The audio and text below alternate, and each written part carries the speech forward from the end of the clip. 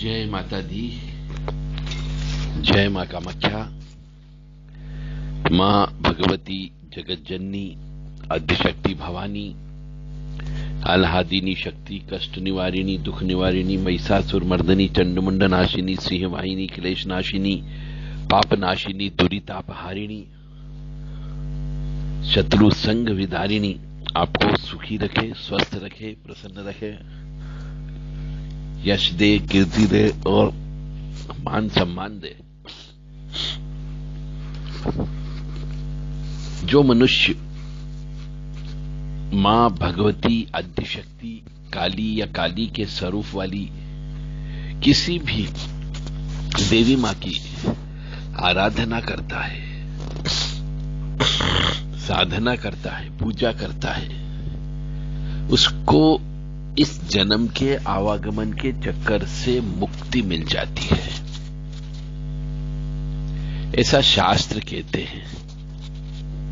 दूसरी बात, जो व्यक्ति मां भगवती आद्यशक्ति काली, दक्षिण काली, महाकाली, कंकाली काली, शमशान काली, भद्रकाली या कामाख्या मां कह लीजिए या 10 महाविद्या की किसी भी महाविद्या की आराधना करता है, साधना करता है, पूजता है विधि विधान से, उसकी भी इस आवागमन के चक्कर से मुक्ति मिल जाती है। यानी उसके मन में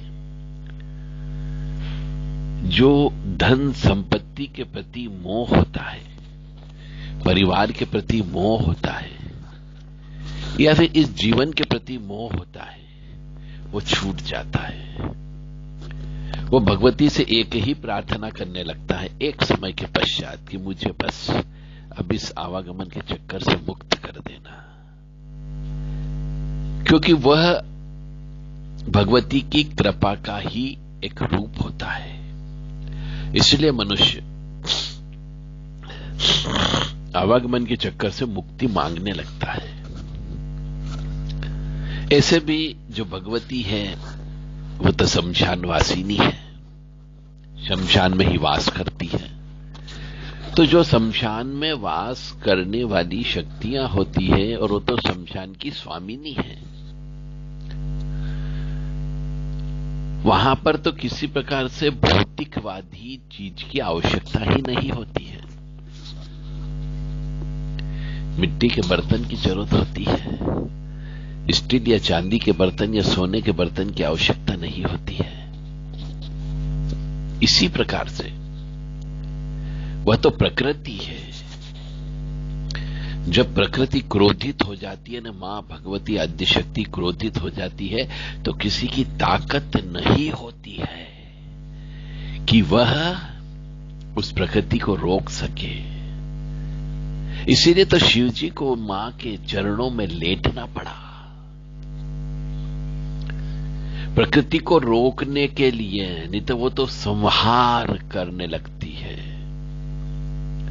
इसीलिए उनके सामने काल भैरव ही आते हैं। तो यह एक रहस्यमय ज्ञान है। तो जो भी मनुष्य मुक्ति चाहता हो, इस आवागमन के चक्कर से मुक्त होना चाहता हो, उसे अब अपना बचा कुचा जीवन मां भगवती के चरणों में अर्पित कर देना चाहिए कि मां भगवती की बड़ी बड़ी आंखें क्यों हैं, वो इस सत्य को खोजना प्रारंभ करे। उसका प्रकृति से क्या संबंध है, मां भगवती के हाथों में खड्ग क्यों होता है, मां भगवती का एक पैर शिव जी के छाती पर क्यों रखा हुआ होता है, क्यों वह क्रोधित मुद्रा में रहती है, और क्यों उसके हाथ में खून टपकता हुआ मुंड रहता है, क्यों वह मुंड माला धारण करती है, और क्यों वह हमेशा उग्र स्वभाव में रहती है। इसको खोजो तो पता चलेगा आपको कि हां, वास्तव में ईश्वर यानी प्रकृति ही मां भगवती आद्यशक्ति है। यानी जब तूफान आता है तब किसी की ताकत नहीं कि उस तूफान को रोक ले। यानी जब वर्षा आती है तो किसी की ताकत नहीं कि वर्षा को आप रोक लो, क्योंकि वह प्रकृति है। और जब देखते हैं कि ठंड गिरने लगती है तो किसी की ताकत नहीं है कि उस ठंड को रोक सके। वो प्रकृति का कहर होता है। फसलें गल जाती हैं, पानी इतना ज्यादा गिरता है कि फसलें नष्ट हो जाती है, मनुष्य का जीवन भी बर्बाद हो जाता है। तो जो मनुष्य मां भगवती आद्यशक्ति काली मां के रहस्य को जानना चाहता हो, उसके नजदीक पहुंचना चाहता हो, उसकी आराधना करना चाहता हो, उसके मन में डूबना चाहता हो और मां भगवती को मन के अंदर आप उतारना चाहते हो, तो देवराधा ट्रस्ट के द्वारा एक किताब लिखी गई है, महामाया से मोक्ष। यानी कि महामाया क्या है ये भी आपको पता लगेगा, और महामाया से लेकर के आप मोक्ष की प्राप्ति कैसे कर सकते हो।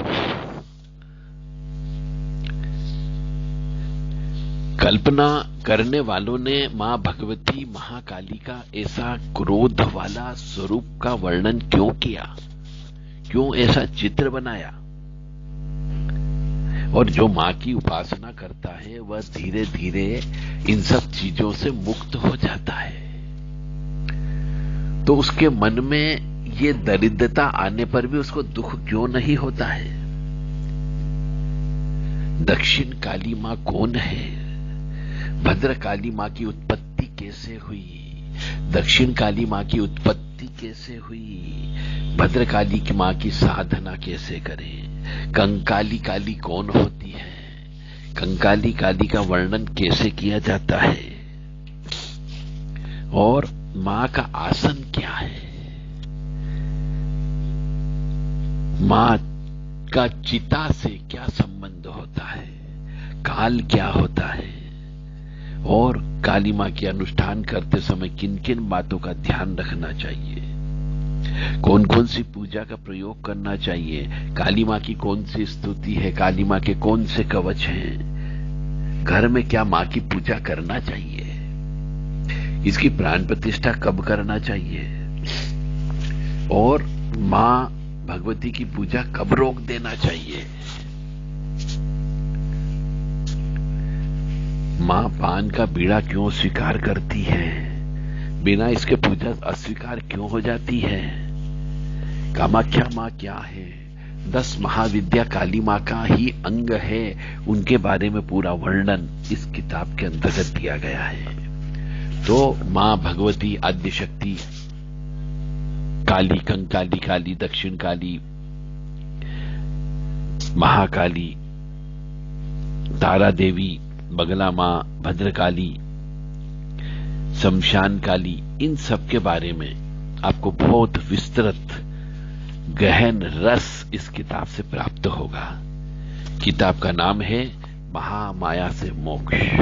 जो भी व्यक्ति इस जीवन से त्रस्त आ चुका हो, यानी कि जो व्यक्ति अपने इस शारीरिक भौतिकवादी शरीर से, बीमारी से, आर्थिक तंगी से तंग आ चुका हो, वह व्यक्ति इस किताब को अवश्य पढ़े और मां भगवती की सेवा में लग जाए, ताकि उसके सभी पापों का शमन हो सके और साथ ही साथ में उसको मुक्ति और मोक्ष भी मिल सके। क्योंकि मां भगवती आद्यशक्ति काली ही ऐसी शक्ति है जो आपको इस आवागमन के चक्कर से मुक्त कर सकती है। काली जी के अष्टोत्तर शतनाम, काली जी के 1000 नाम, देवी सुक्त, काली जी के बारे में पूरी संपूर्ण जहां से काली मां का प्रारब्ध होता है और आज तक उनके बारे में पूरा वर्णन इस किताब के अंतर्गत दिया गया है। मां भगवती जगत जननी कामाख्या मां के बारे में भी इस किताब के अंदर जानकारी दी गई है, उनके मंत्र दिए गए हैं, उनकी पूजा का तरीका बताया गया है और मां कामाख्या को प्रसन्न करने का कौन सा स्रोत है यह भी बताया गया है। कैसे उनको पूजा करें, उनकी पूजा कैसे करें, कन्या पूजन कैसे करें। एक एक रहस्य, दिशा से लेकर के, आसन से लेकर के, पूजन के प्रारंभ से लेकर के पूजन के अंत तक का सभी वर्णन इस किताब के अंतर्गत दिया गया है। यदि आप वास्तव में काली मां के भगत हैं, काली मां के सेवक हैं, काली मां की सेवा करना चाहते हो और इस जीवन से उब चुके हो विशेष तौर से, तो ये किताब अवश्य खरीदें और मां काली मां की सेवा में प्रवृत्त हो जाएं, ताकि आपको इस जीवन से मुक्ति मिल सके और आप अपने किए गए पापों का प्रायश्चित कर सके। जय माता दी, जय मां कामाख्या और जय मां भगवती आद्यशक्ति काली मां। ओम शांति शांति शांति।